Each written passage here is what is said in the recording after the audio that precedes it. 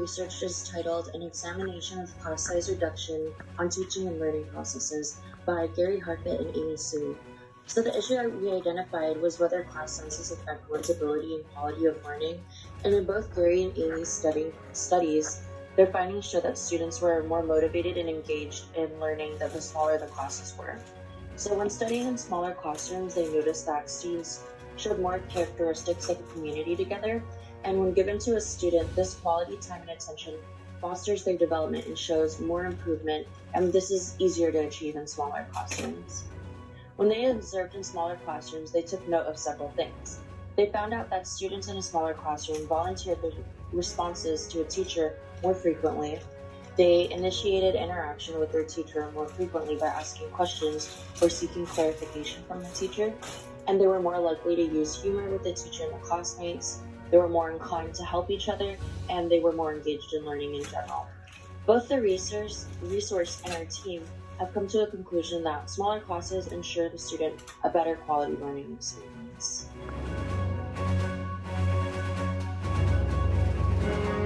Said the research showed an increase of student interaction with their teacher and a more positive attitude towards learning, while in a larger classroom, students were seen more disengaged. Students in smaller classes were forming better relationships with their classmates and teachers, which leads to a more unified classroom as opposed to a larger class. Thus, we strongly believe that teachers and students alike would benefit from classroom size reduction, where students reported that they felt closer to the classmates in a part of the class, which made it feel more like one unit, compared to larger classes where students were working in many small groups. Teachers also noticed that a more lively class spirit in smaller classes.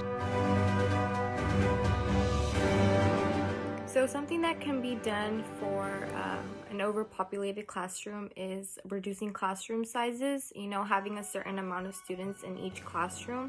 Obviously, that's going to require more classrooms and more teachers, so money's going to be involved. That can be done with fundraisers, selling chocolate, maybe the Jamba Juice cards, like $10 each card. Also, this helps as well because having a big classroom, it's hard to actually focus because there's just so many kids being loud, some of them not paying attention, and the teacher trying to talk over them, And then also, kids tend to engage more in a smaller classroom and participate more with the students in the class. As for me, I know I don't like to talk out loud just because I'm embarrassed, of what other people will say. So I feel like that will help a lot. Our implementation plan for smaller classes than bigger class sizes is to provide peer support, provide a happy, relaxed environment for learning, instill key, contextualized, and effective factors in teaching and learning. By doing this plan for smaller classroom sizes, the outcomes are much bigger. Better on task behaviors or closer relationships between teachers and students, and increased participation and great cooperation among other students, as long as not only social interaction with little ones, but they get to have the same experience and actually have like a one-on-one communication with teachers, and not only getting to know them better, but have their total attention.